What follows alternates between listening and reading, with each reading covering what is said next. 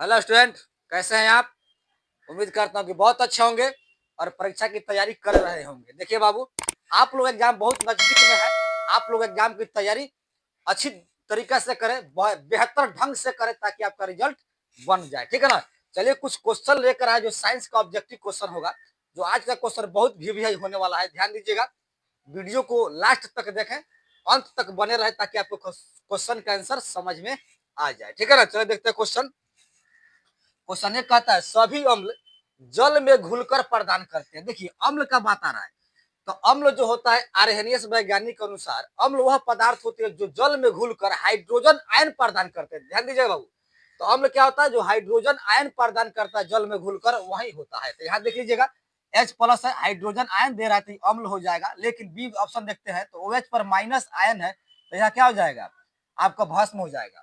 भस्म हो जाएगा और अम्ल हो जाएगा। तो OH क्या करता है? भस्म देता है। ठीक है ना?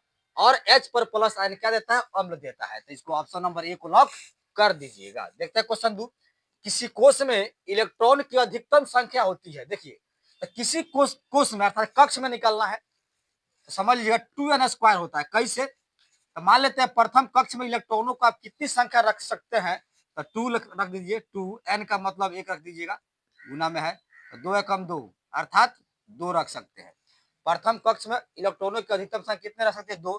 तो इसी तरह किसी कक्ष में जो है या किसी कोष में इलेक्ट्रॉनों की अधिकतम संख्या कितनी हो सकती है? तो 2n²। ठीक है ना? ऑप्शन नंबर सी है, तो सी को लॉक कर दीजिएगा। आगे बढ़ते हैं।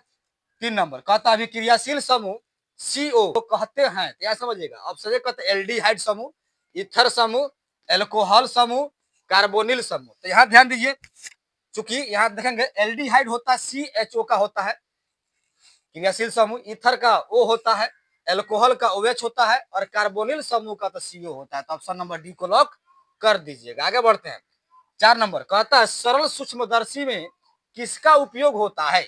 फिर समझेंगे, सरल सूक्ष्मदर्शी में किसका उपयोग होता है? बाबू ध्यान देंगे, यह क्वेश्चन बहुत बेहतर है, अक्सर एग्जाम में पूछे जा चुके हैं।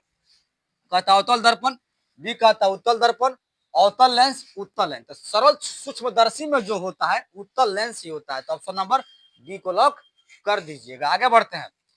5 नंबर क्वेश्चन, श्वेत प्रकाश में वर्ण विक्षेपण उत्पन्न करता है। देखिए बाबू, वर्ण विक्षेपण कहने का मतलब है कि जब श्वेत प्रकाश, यहाँ पर ध्यान दीजिएगा, एक प्रिज्म को बनाते हैं तो श्वेत प्रकाश जब प्रिज्म पड़ता है ना, यह क्या करता है? 7 रंगों में विभक्त कर देता है। अर्थात 7 रंग होता है बैजानी पीनाला, कह सकते हैं विभगीय बैजानी पीनाला। ठीक है ना? तो यह प्रिज्म का काम करता है। प्रिज्म जो होता है वर्ण विक्षेपण का काम कर देता है। तो श्वेत प्रकाश में वर्ण विक्षेपण उत्पन्न करने वाला क्या होता है बाबू? प्रिज्म ही होता है। तो प्रिज्म को लॉक कर दीजिएगा, अर्थात ऑप्शन नंबर सी को लॉक कर दीजिएगा। छठा कहता है प्रत्यावर्ती धारा की आवृत्ति कितनी होती है? चाहे होती है चाहे है। देखिए प्रत्यावर्ती धारा क्या होती है? AC होती है, AC करंट होता है। ठीक है ना? तो प्रत्यावर्ती धारा का जो होता है आवृत्ति, अब याद करके 50 हर्ट्ज होता है। हर्ट्ज क्यों होता है? क्योंकि आवृत्ति का ऐसा ही मात्रक हो जाता है। लेकिन एक और क्वेश्चन इस पर आ सकता है कि घरेलू जो उपयोग होता है, बिजली उपयोग घरेलू जो होता है वो क्या होता है? तो 220, समझिएगा 220 वोल्ट और 50 हर्ट्ज। जो आप लोग घरेलू बिजली उपयोग करते हैं उसका जो होता है विद्युत आपूर्ति क्या होता है? 220 वोल्ट 50 हर्ट्ज होता है। एग्जाम में आता है क्वेश्चन अक्सर ऐसे। क्वेश्चन 7वां देखिएगा। 7वां क्वेश्चन, लेंसों में मुख्यतः फोकस की संख्या कितनी होती है? देखिए लेंस में जो होता है फोकस, मुख्य फोकस कितना होता है? 2 होते हैं, एक लेंस की बाईं ओर और एक लेंस की दाईं ओर, एक लेंस की बाईं ओर एक लेंस की दाईं ओर। तो मुख्य फोकस संख्या कितने होता है बाबू? 2 होते हैं। तो 2 को लॉक कर दीजिएगा। देखते हैं अगला क्वेश्चन 8वां। ऑक्जेलिक अम्ल का प्राकृतिक स्रोत कौन है? ऑप्शन देखिए सिरका। तो सिरका में कौन सा अम्ल पाया था? एसिटिक अम्ल पाया था। याद कर रखिएगा, सिरका में क्या? एसिटिक अम्ल सिरका में। टमाटर में ऑक्जेलिक अम्ल होता है, जो ऑक्जेलिक अम्ल दे रहा है। लेकिन आगे बढ़ते हैं, इमली में क्या? टारटारिक अम्ल इमली में होता है और दही में क्या? लैक्टिक अम्ल होता है। तो आपसे क्वेश्चन यह है कि ऑक्जेलिक अम्ल किसमें पाया जाता है? टमाटर में ऑक्जेलिक अम्ल पाया जाता है। लॉक कर दीजिएगा। आगे बढ़िए।